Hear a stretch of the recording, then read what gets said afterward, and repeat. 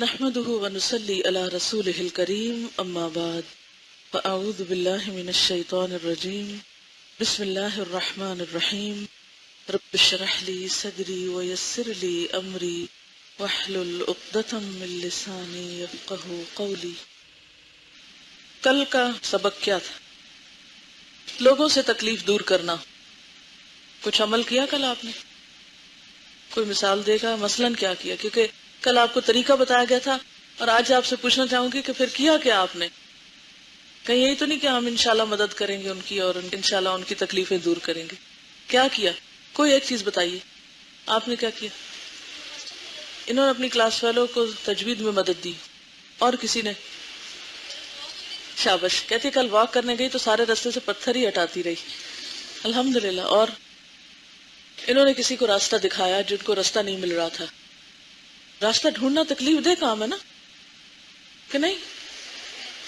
بہت تکلیف دہ ہے جب آپ راستے گم کر بیٹھے اور چیز آپ کے سامنے اور آپ کو مل نہ رہی ہو، تو اس وقت اگر کوئی یہ بتا دے کہ نہیں یہ ہے تو بہت بڑا محسن ہوتا ہے۔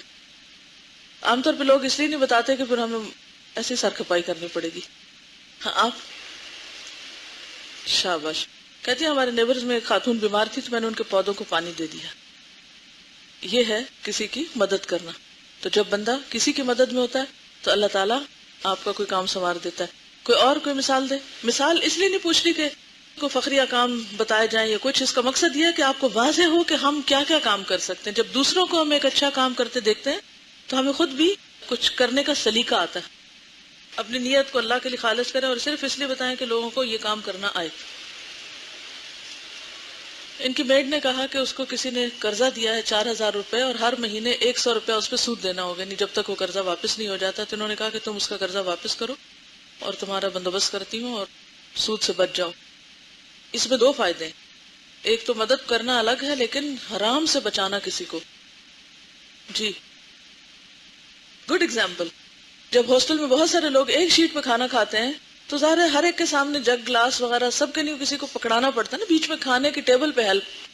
اس وقت انسان کو خود بڑی بھوک لگی ہوتی اور انسان ڈسٹرب ہونا بالکل پسند نہیں کرتا کہ آپ منہ میں لقمہ لے جا رہے ہو، دوسرا کہتا ہے وہ گلاس پکڑاؤ، ہم آپ اریٹیٹ ہوتے ہیں، اچھا یہ لو اتنے میں، اور کوئی کہتا ہے وہ جا کے ادھر کر دو، آپ کو پھر غصہ آتا ہے۔ آپ جتنی دیر بیٹھتے ہیں غصہ کھاتے رہتے ہیں کھانے کے ساتھ ساتھ، اور اس کے علاوہ یہ ہے کہ کام کرتے بھی ہیں اور اجر بھی ضائع کرتے رہتے ہیں۔ تو اس میں یہ ہے کہ اگر صرف نیت بدل دی جائے اور اس وقت تھوڑا سا حوصلہ پیدا کر لیا جائے، جو کہ اگرچہ بڑا ہی مشکل کام ہے کیونکہ وہ بڑا آزمائش کا وقت ہوتا ہے نا، خود بھوک لگی ہے، ایک کچھ مانگ رہا دوسرا کچھ مانگ رہا، لیکن آپ کی اچھی پریکٹس ہو جائے گی، جب آپ مائیں بنیں گے نا تو بچے اسی طرح کھانا نہیں کھانے دیتے۔ اکثر بچوں کو تو اسی وقت واش روم جانا ہوتا ہے جب ماں کو کھانا کھانا ہوتا ہے۔ بہت دفعہ میں نے یہ چیز خود دیکھی ہے۔ 2 طرح کی مائیں ہوتی ہیں، ایک تو یہ کہ جو بچے کی تکلیف کو خود فیل کرتی ہیں کہ بچہ تکلیف میں ہے، اور دوسرے کہتے ہیں کیا مصیبت ہے یہ، اور بات بات پہ بچوں کو کوستی بھی چلی جاتی ہیں۔ تب یہ ہے کہ کوئی کام کرنا تو وہ آپ نہیں کرنا، کوئی اور تو نہیں اس وقت کرنے والا، تو جب آپ کو پتا ہے کہ آپ نہیں کرنا تو اجر تو نہ گنوائیں باتیں کر کے۔ جی آپ فرمائیے۔ ابھی کہتے ہیں کہ ان کی روم میٹ کو سردی لگ رہی تھی اور ان کو گرمی لگ رہی تھی، وہ پنکھا بند کرنا چاہتی تھی یا آن رکھنا چاہتی تھی۔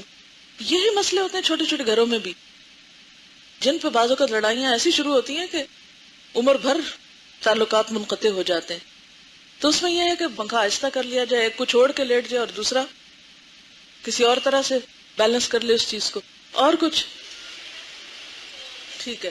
اچھا اس معاملے میں ایک بات یاد رکھیے کہ بعض اوقات جیسے انہوں نے بتایا ان کی بہن کا ٹیسٹ تھا تو ان کے حصے کا کام انہوں نے کر لیا، یہ تو ہو گیا ٹھیک، لیکن اگر آپ یہ کریں کہ ان کا چونکہ ٹیسٹ تھا تو میں آج اپنی چھٹی کر لیتی ہوں، تو از اٹ وائز؟ کیا ایسا کرنا چاہیے؟ پھر اسی طرح اگر آپ کے پاس خود پیسے دینے کو نہیں اور آپ کسی سے سود پہ قرضہ لے کے تو ان کو دے رہے ہیں اور خود وہ اس کام میں پڑ گئے تو یہ بھی ٹھیک نہیں۔ کسی مصیبت زدہ کی مدد کرنا تو درست ہے، لیکن ایسے طریقے میں نہیں کہ جب آپ خود مصیبت زدہ ہو جائیں یا آپ ایک اور بڑا نقصان کر بیٹھے۔ اب کوئی کہے کہ میں بیمار ہوں مجھے دوا دو، تو آپ کہیں کہ میں اچھا نماز ہی نہیں پڑھتی چلو تمہیں دوا دیتی ہوں، تو آپ دونوں کو مینج کرنا ہوگا، دونوں کو بیلنس کرنا ہوگا۔ بعض اوقات 2 فرائض ٹکرانے لگتے ہیں، 2 ضروریات سامنے آ جاتی ہے، ایک ذاتی ضرورت ہوتی ہے ایک کسی اور کی ہوتی ہے، تو اس میں بعض اوقات آپ اپنی ذاتی ضرورت کو پیچھے کر لیتے ہیں، کٹ ڈاؤن کر لیتے ہیں، جیسے وہ قرآن پاک میں آتا ہے نا وَيُؤْثِرُونَ عَلَىٰ أَنفُسِهِمْ وَلَوْ كَانَ بِهِمْ خَصَاصَةٌ، ان صحابی کی مثال جنہوں نے خود بھوکے رہ کے کیا کیا تھا، مہمان کو کھلا دیا تھا. انہوں نے اپنی ذاتی ضرورت کو کٹ ڈاؤن کر لیا. ایسا بھی آپ کر سکتے ہیں، ذاتی ضرورت کو اس حد تک کٹ ڈاؤن کر لینا کہ آپ خود سروائیو کر لیں. تو بعض اوقات دو ضروریات آمنے سامنے ہوتی، پھر آپ کو چوائس کرنی ہوئی. یہ مشکل مرحلے ہوتے ہیں. کچھ ہوتے ہیں ایشوز بڑے آسان ویری سمپل. کسی کو آپ نے تکلیف میں دیکھا، آپ نے اپنا کام چھوڑا، اس کی تکلیف دور کر دی، یہ تو ٹھیک ہو گیا.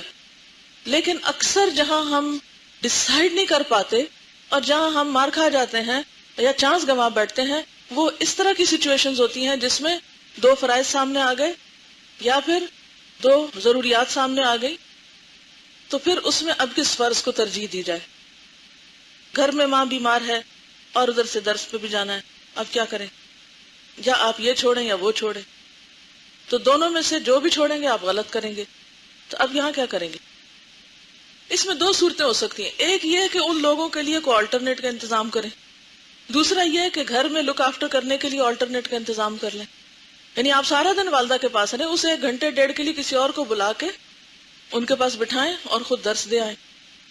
یا یہ ہے کہ آپ سمجھتے ہیں کہ آپ نہیں پہنچ سکتے تو آپ ان کے لیے کسی کو بھیج دیں، اور یہ نہیں کر سکتے کہ خود چپکے سے ادھر کھسک گئے بغیر بتائے، یہ چپکے سے ادھر سے آف کر گئے. یہ ایٹیٹیوڈ غلط ہے. ہم میں سے عام طور پہ لوگ یہ تھرڈ آپشن لیتے ہیں، نہ ایک حل ڈھونڈیں گے، نہ دوسرا ڈھونڈیں گے، تیسرا ڈھونڈیں گے، یا ادھر کو نقصان دیں گے یا ادھر کو دیں گے. تو یہ نہیں ٹھیک ہے نا. اور جی آپ فرمائیے. نہیں، کچھ نہ کچھ ہوتا ہے، انسان اس کے لیے بھاگ دوڑ کرے تو ہو جاتا ہے. آپ کیوں نہیں لوگوں سے تعلق بنا کے رکھتے کہ مشکل وقت میں کام آئے؟ یہ کہتی ہیں کہ ان کی امی بیمار ہیں، آج ایک بہن نے چھٹی کی، کل یہ کریں گی، تو اس طرح یہ مینج کریں گی. میں نے کہا یہ طریقہ غلط ہے. کہتی ہیں نہیں، کوئی بھی نہیں رہتا. میں نے کہا آپ نے لوگوں سے تعلق کیوں نہیں بنا کے رکھا ہوا کہ کوئی آپ کی مشکل میں کام آئے؟ یہ بے حد ضروری ہے. اگر ہمیں دین کا کام کرنا ہے نا، تو ہمیں اپنے رشتہ داروں کے ساتھ، اپنے دوستوں کے ساتھ، اپنے اور لوگوں کے ساتھ بنا کے رہنا ہوگا. تنہا یہ سفر نہیں ہو سکتا. آپ اپنے تعلقات دوسروں سے اچھے رکھیں تاکہ آج آپ ان کے کام آئے، کل وہ آپ کے کام آئے. اگر آج آپ کسی کے کام نہیں آتے تو کل دوسرا بھی آپ کے کام نہیں آئے گا. یہ ایک میں براڈر پرسپیکٹو میں بات کر رہی ہوں. اور اس میں کیا ہوتا ہے، پھر آپ کو اپنی خود غرضی سے باہر نکلنا پڑتا ہے، پھر آپ کو قربانی کرنی پڑتی ہے. تو یہ بے حد ضروری ہوتا ہے. دیکھیے کہ بعض اوقات انتہائی مجبوری میں آپ کو چھٹی یہاں سے بھی کرنی پڑ جاتی ہے، یا کہیں درس پہ جانا ہے وہاں سے کرنی پڑ جاتی ہے، یا کوئی اور اس طرح کا. یعنی انسانی مجبوریاں، خصوصاً ہمارا جو ماحول اور معاشرہ ہے، پاکستانی معاشرہ، اس میں بہت سی چیزیں ہمارے کنٹرول میں نہیں ہیں. مثلا باہر کے ملکوں میں بہت سے وعدے آپ آسانی سے پورے کر سکتے ہیں. کیوں؟ ٹریفک کے مسائل نہیں ہیں. ٹریفک کے مسائل ضرور ہیں، لیکن آلٹرنیٹ ایسے موجود ہیں، یا آپ کو آلریڈی پتا ہے، یا آپ کو انفارم کیا جاتا ہے کہ فلاں جگہ پر، یعنی آلٹرنیٹ بھی موجود ہیں. ایک سڑک پر رش ہے تو دوسرے سے آپ نکل سکتے ہیں. کانسٹنٹلی ریڈیو پر آپ کو بتایا جا رہا ہوتا ہے فلاں جگہ پر ٹریفک بلاک ہے، فلاں.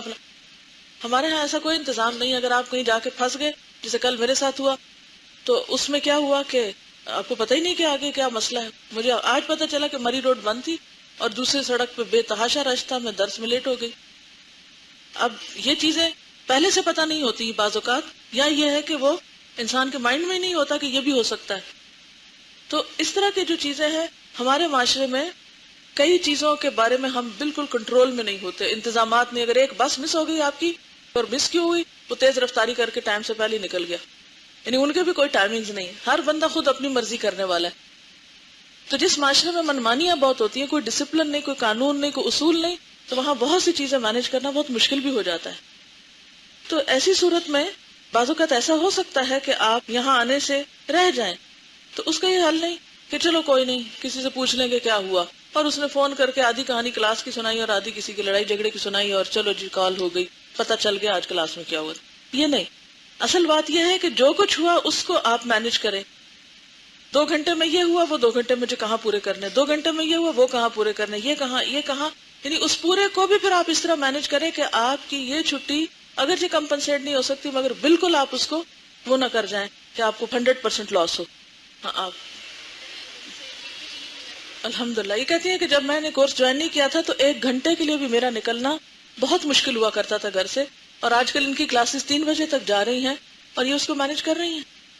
تو اللہ تعالیٰ نے ہمارے وقت کے اندر ایسی برکت رکھی. وقت جو ہوتا ہے نا الاسٹک کی طرح ہوتا ہے، آپ اس کو جتنی قوت ہے کھینچ لیں، ایک حد سے آگے جا کے تو نہیں کھینچے گا. مگر اس کے اندر ضرور اتنی کیپیسٹی ہوتی ہے کہ آپ اس کو کھینچ سکتے ہیں اور اسی ٹائم میں آپ بہت کچھ کر سکتے ہیں. اور اس کے لیے پھر آپ کو مینج کرنا آنا چاہیے. ٹائم مینجمنٹ تو پوری ایک سائنس بن چکی ہے. چلیے میں آج ایک چیز اور آپ کو بتا دیتی ہوں، اور اگر آپ اس کو پلے باندھ لیں تو بہت سے مسائل ویسے ہی حل ہو جائیں گے انشاءاللہ.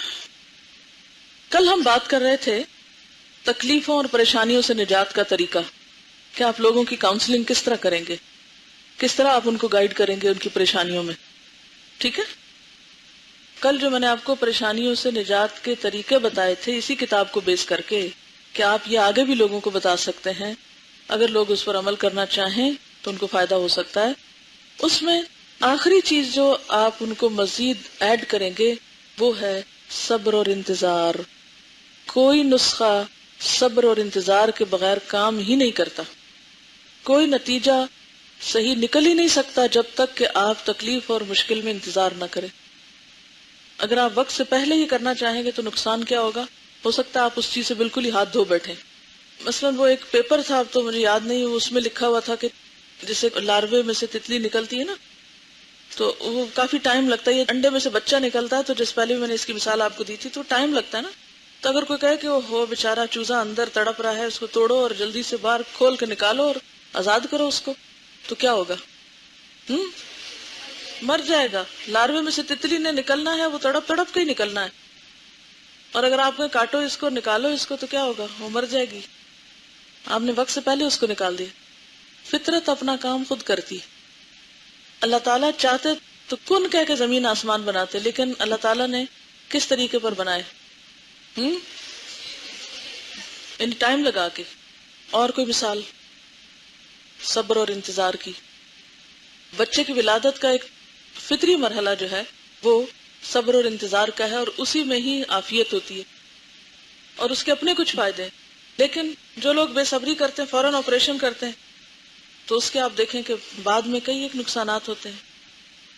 آپریٹ کر کے اگرچہ سہولت ہو جاتی ہے، مگر جو جسم ایک دفعہ کٹتا ہے تو پھر واپس اگرچہ اسے بظاہر جوڑ دیا جاتا ہے، مگر وہ اس طرح تو نہیں ہوتا جس طرح وہ کٹنے سے پہلے ہوتا ہے. جی آپ فرمائیے.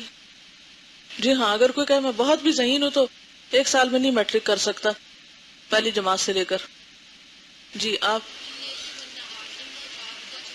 جی ہاں، رات اور دن کس طرح گریجولی تبدیل ہوتے ہیں. ٹھیک، بہت سی نشانیاں اور مثالیں ہیں.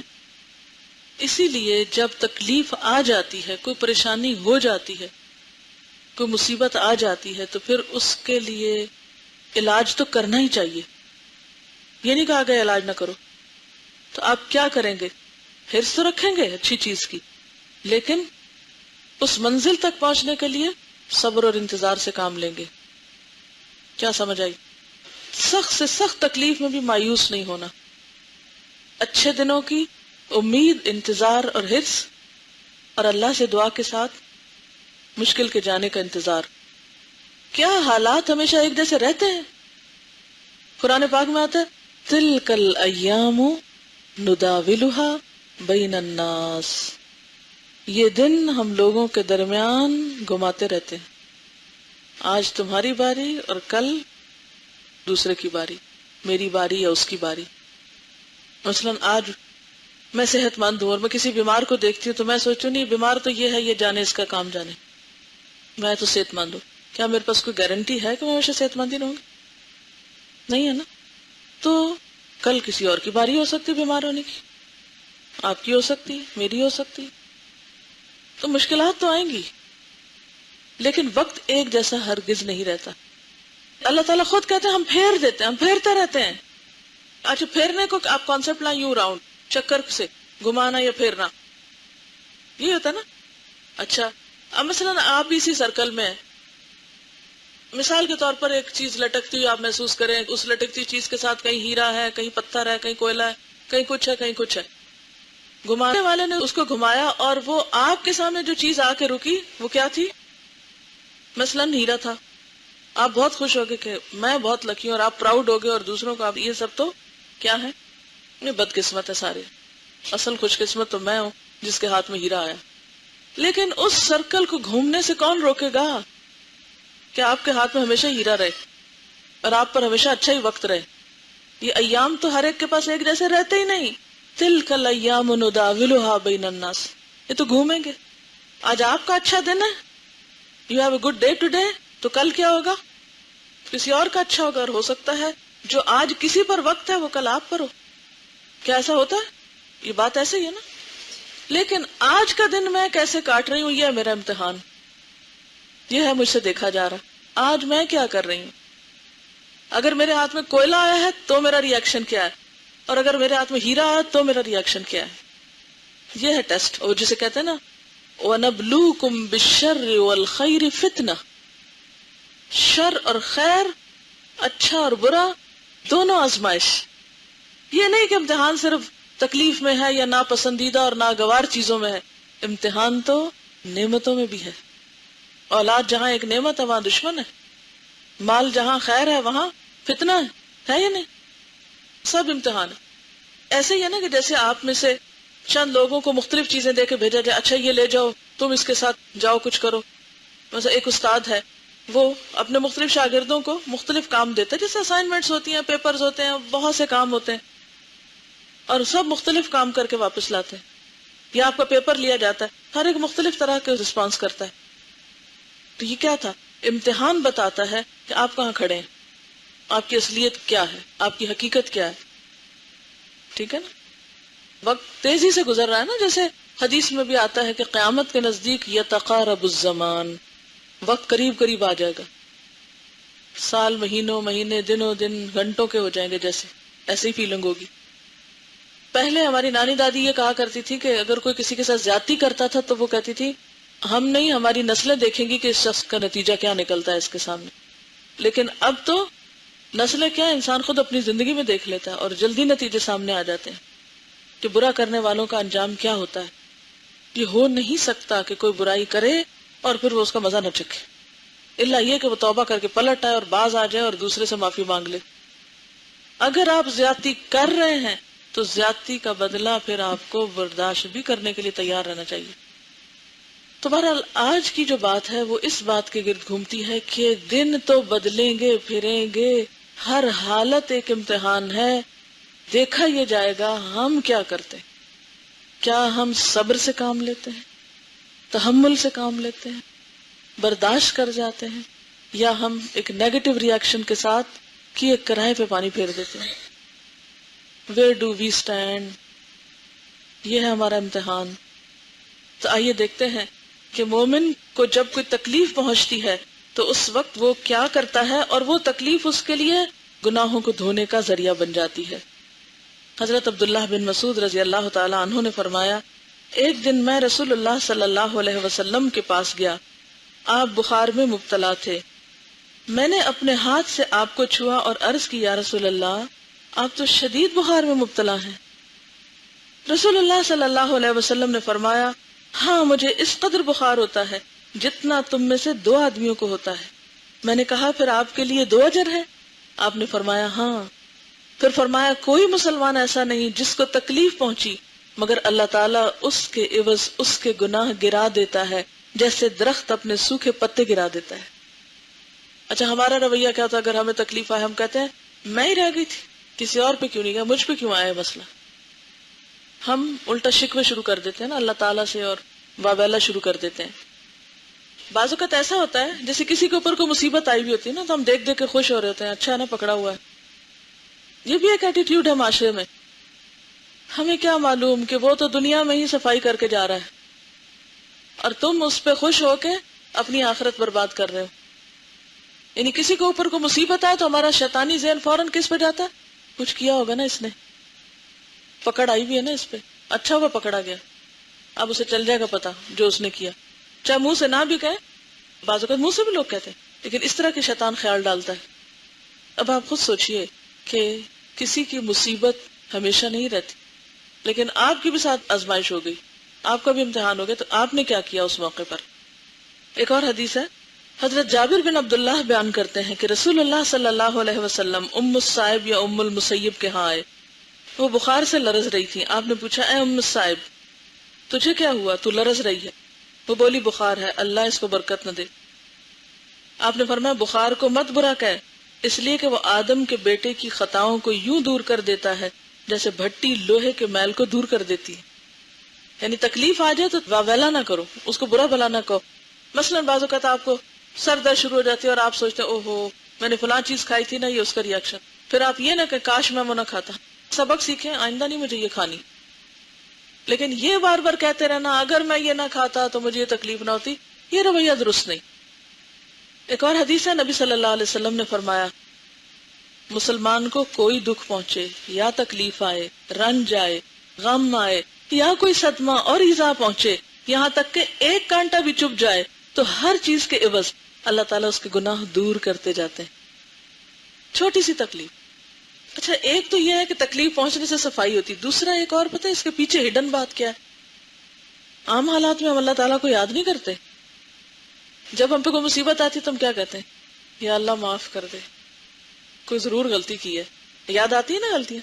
اچھا وہ غلطیاں یاد آتی ہیں تو ہم توبہ بھی کرنے لگ جاتے ہیں، میری توبہ جو آئندہ میں ایسے کروں.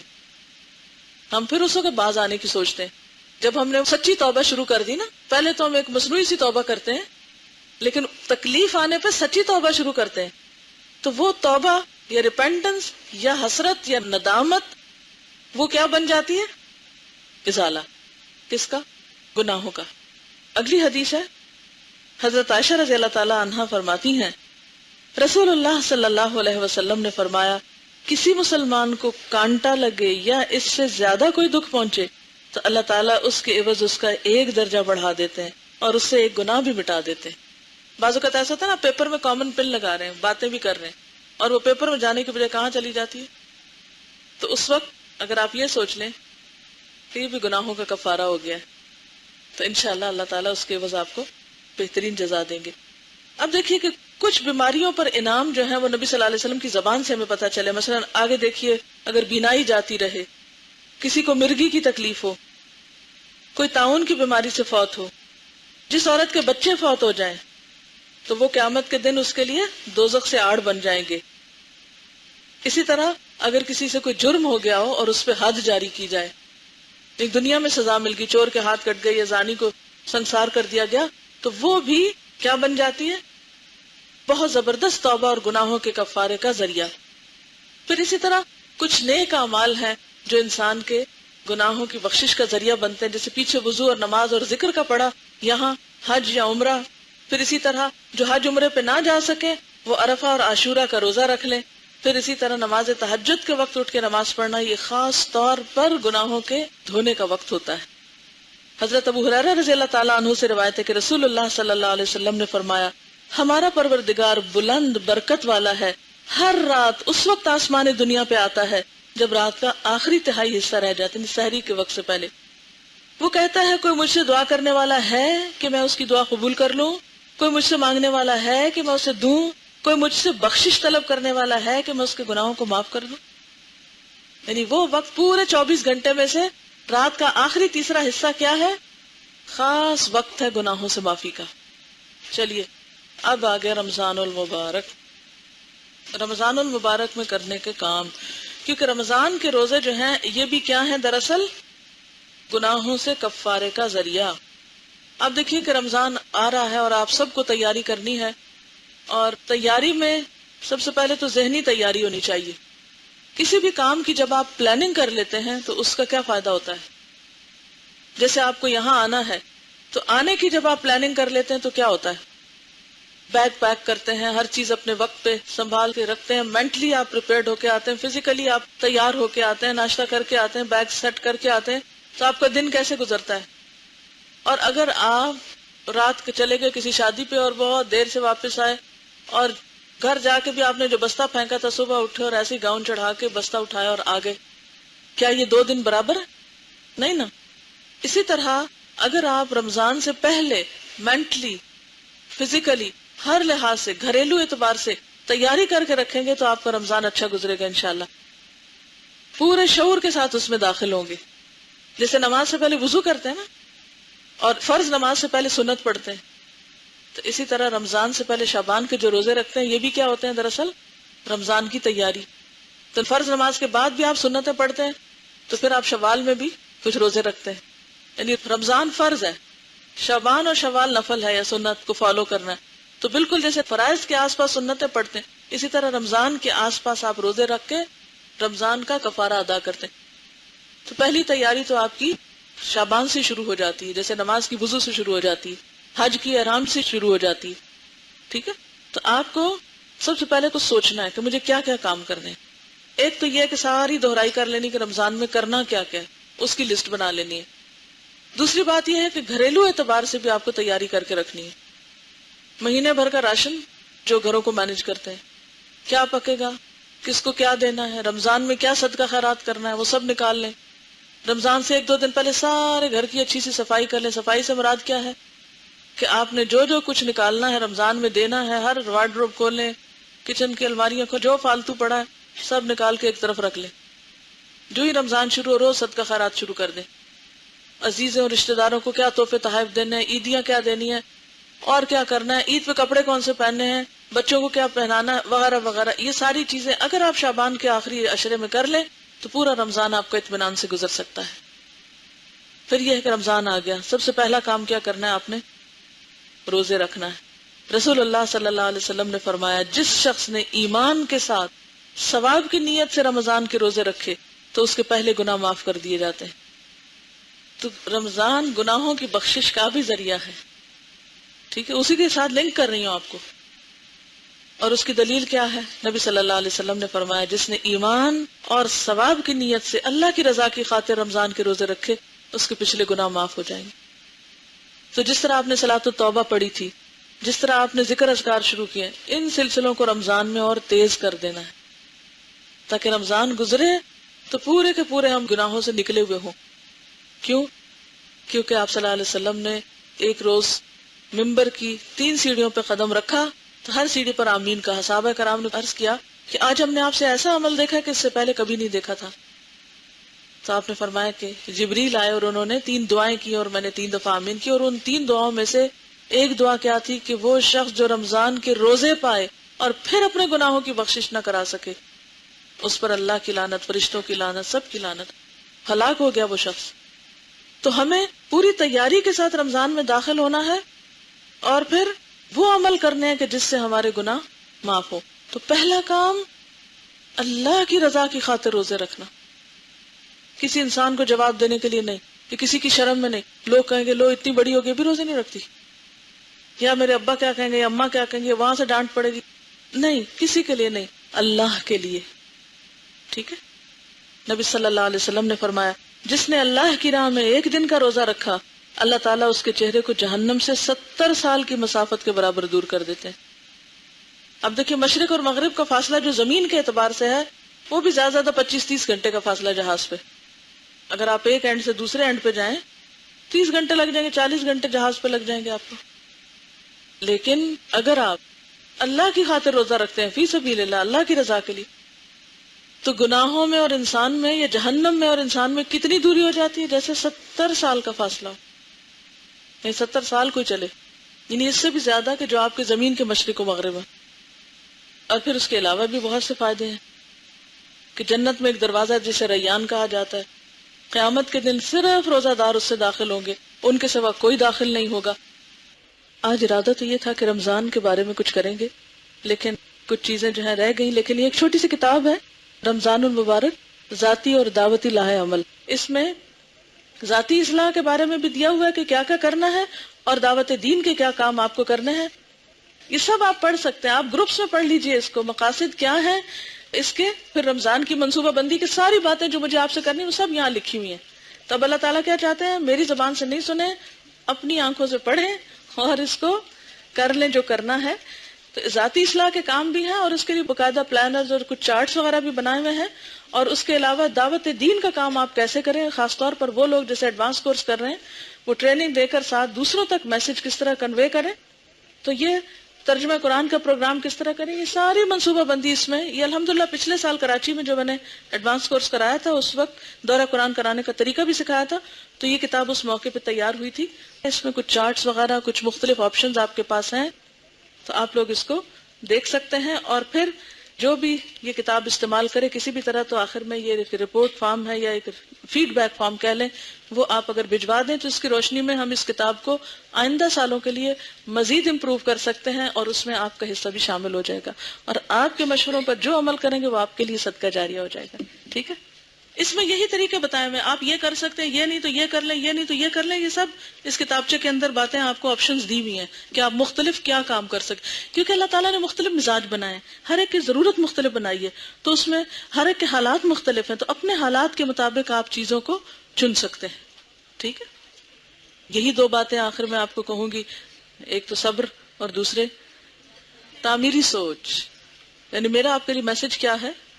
مشکلات میں صبر اور انتظار، اور عام حالات میں کنٹینیوسلی تعمیری سوچ، اور کیا کروں اور کیا کروں، اس کام کو اس سے بہتر کیسے کروں. کسی مقام پہ پہنچ کر چین نہیں، کبھی نہیں سمجھنا کہ میں نے بہت کچھ کر لیا. جس دن آپ نے اپنے آپ کو عالم سمجھ لیا آپ جاہل ہو گئے، جس دن آپ نے سمجھ لیا آپ نے بہت کچھ کر لیا آپ ٹھہر گئے، آپ کا زوال شروع ہو گیا. اچھے کام پر کبھی بھی مطمئن نہیں ہونا، اچھے سے اچھا کر کے بھی کیا سوچنا ہے، اس کو اور اچھا کیسے بناؤں. کوئی بھی کام ہو، چاہے انسانوں سے تعلقات بنانے کا، چاہے قرآن کی تعلیم دینے کا، چاہے لوگوں کو دین کی طرف بلانے کا، چاہے صفائی کرنے کا، چاہے کھانا بنانے کا، چاہے کوئی بھی، تو اپنے اندر محسن کی صفت پیدا کرنی. محسن کون ہوتا ہے؟ ہر کام کو انتہائی خوبصورت طریقے سے کرنے والا، اچھے سے اچھے طریقے سے کرنے والا. ٹھیک ہے؟ ہم کشمیر سے واپس آ رہے تھے تو کیسٹس ہم نے بیگ میں رکھی ہوئی تھی، ہم ادھر سے آ رہے تھے، ایک طرح سے اترائی تھی ہماری، اور ادھر سے بہت گاڑیاں جا رہی تھی نا، موڑ بھی آتے تھے، اور عام طور پہ گاڑیاں اس راستے پہ سلو ہوتی ہیں. یعنی اس طرح نہیں جیسے لاہور کا سفر سیدھا ہے تو آپ گاڑیوں کو روک نہیں سکتے. وہاں کیا ہوتا ہے، خاص طور پر موڑ یا کسی ایسی جگہ پر گاڑی سلو ہو جاتی ہے، اور دوسرا شخص بھی بالکل قریب سے گزرتا ہے نا آہستہ پیس پہ، تو ہم ڈرائیور کو دیتے تھے، ڈرائیور ہاتھ روک کے کیسٹ دیتے تھے، کیونکہ ڈرائیور کچھ نہ کچھ گانے وانے سن رہے ہوتے ہیں نا، تو ہم کیا کرتے تھے، گاڑی کو ہاتھ دیتے تھے، کیسٹ نکال کے اسے دیتے تھے کہ اب یہ سنتے ہوئے جاؤ نا. تو اس طرح تقریباً ہم نے بہت سارے، وہاں 50 یا اس سے بھی زیادہ کیسٹس ہوں گے جو ہم نے پورا رستہ آتے ہوئے پکڑاتے گئے.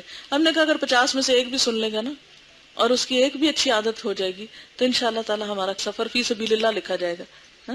تو اسی طرح کہیں پر بھی آپ جائیں تو آپ کچھ نہ کچھ اپنے پاس رکھیں، اور کچھ نہیں تو سادے کاغذ ہی ڈال لیا کریں، حسب حالت لوگوں کو کچھ نہ کچھ لکھ کے پکڑاتے جایا کریں.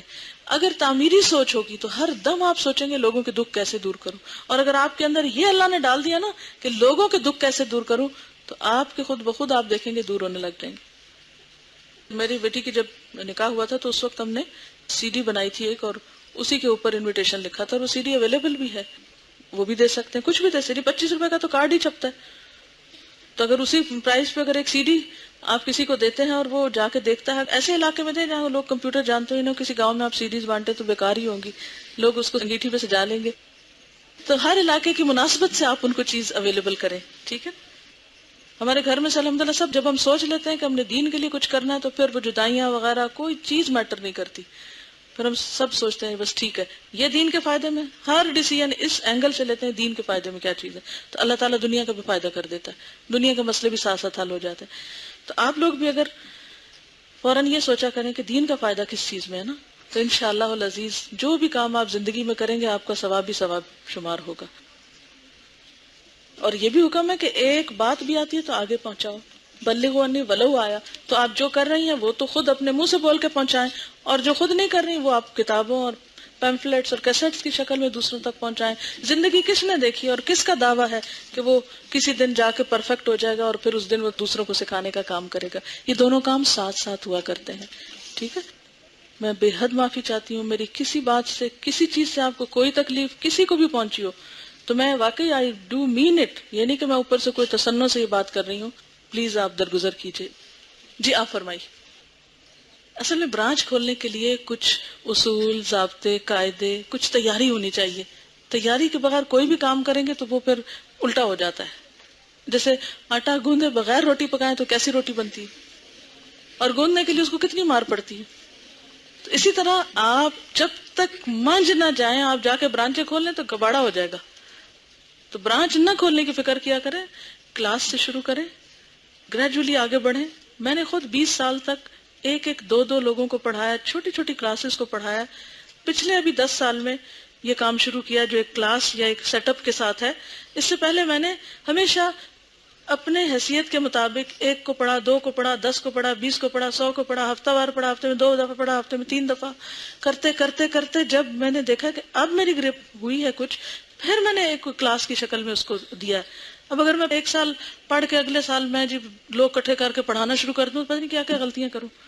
تو آپ کو انشاءاللہ طریقے مختلف سکھائے جائیں گے، لیکن گریجولی آگے بڑھیں، صبر اور انتظار کے ساتھ. جلدی نہ کریں اس کام میں. اگر آپ کی نیت اور ارادہ ہے اللہ تعالیٰ ضرور راستے کھولے گا. 3-4 لوگ مل جائیں تو پھر اسٹرینتھ ہو جاتی ہے، پھر برانچ کھول لیں آپ، لیکن اس کے لیے بھی ٹریننگ لیں، گائیڈنس لیں، پھر برانچز کھولیں. کیونکہ ہمیں کوئی شوق نہیں ہے کہ ہمارے نام سے کوئی 10-20 کھلی ہوئی ہوں، ہرگز کوئی شوق نہیں. یہ ضرور شوق ہے کہ ہر بندے تک قرآن پہنچے، لیکن یہ شوق نہیں ہے کہ ہر جگہ الہدا کا نام لہرا رہا ہو، کیونکہ دنیا سے تو کوئی انعام نہیں چاہیے. یہ ضرور ہے کہ ہر جگہ کی ایسی کوالٹی ہو کہ واقعی پھر لوگوں کو صحیح فائدہ پہنچے.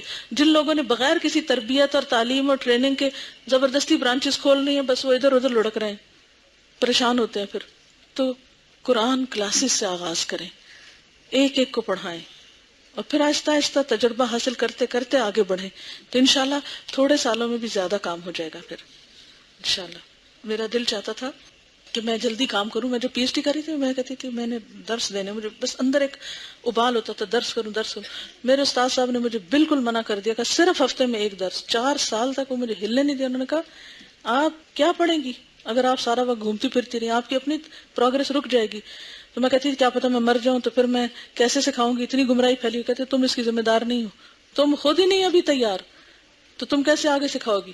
خود اپنا علم بڑھاؤ، اور جب تم یہ پختہ کر لو گی تو پھر تم آئندہ چند سالوں میں اتنا کام کر لو گی جو اس ڈگری اور اس علم کے بغیر بہت سارے سالوں میں بھی نہیں کر سکو گی. اور ان کی یہ بات بالکل درست تھی. تو الحمدللہ جب میں پڑھتی تھی تو ایز اے اسٹوڈنٹ بے حد محنت کرتی تھی، لیکن تبلیغ میں نے زندگی میں چھوڑی کوئی نہیں. ہفتے میں 1 دفعہ 1 گھنٹہ کہیں نہ کہیں لگی ضرور رہی ہوں، چھوٹا چھوٹا چھوٹا چھوٹا. لیکن جب پوری طرح فیل کیا کہ ہاں اب میں پریپیئرڈ ہوں، اور اس کو بھی 6 مہینے مجھے لگے یہ الہدا کے سیٹ اپ کو قائم ہونے میں. میں جب واک کرتی تھی روز تو میں سوچتی تھی کہ 1 قدم آگے چلا گیا تو واپس نہیں پلٹنا، تو سوچ سمجھ کے فیصلہ کرنا ہے. تو جلد بازی نہیں کریں، صبر، انتظار، اور اللہ سے مضبوط تعلق جوڑیں، علم میں پختگی پیدا کریں، ہر آئندہ دن کو پچھلے سے بہتر بنائیں. تو پھر انشاءاللہ آپ کچھ تھوڑا بھی کریں گے نا بہت ہو جائے گا. میں آپ سب کو اس رب کے سپرد کرتی ہوں جس کے سپرد کی ہوئی چیزیں ضائع نہیں ہوا کرتی. اللہ تعالیٰ آپ سب کو ضائع ہونے سے بچائے، اور دنیا اور آخرت میں آپ سب کے لیے آپ کے مستقبل کو بہترین کر دے. اللہ تعالیٰ ہم سب سے درگزر فرمائے اور واقعی ہمارے گناہوں کو دھو ڈالے اس وقت جب کہ ہم اس سے ملاقات کریں. سبحانک اللہم و بحمدک نشہد ان لا الہ الا انت نستغفرک و نتوب الیک. السلام علیکم و رحمۃ اللہ وبرکاتہ.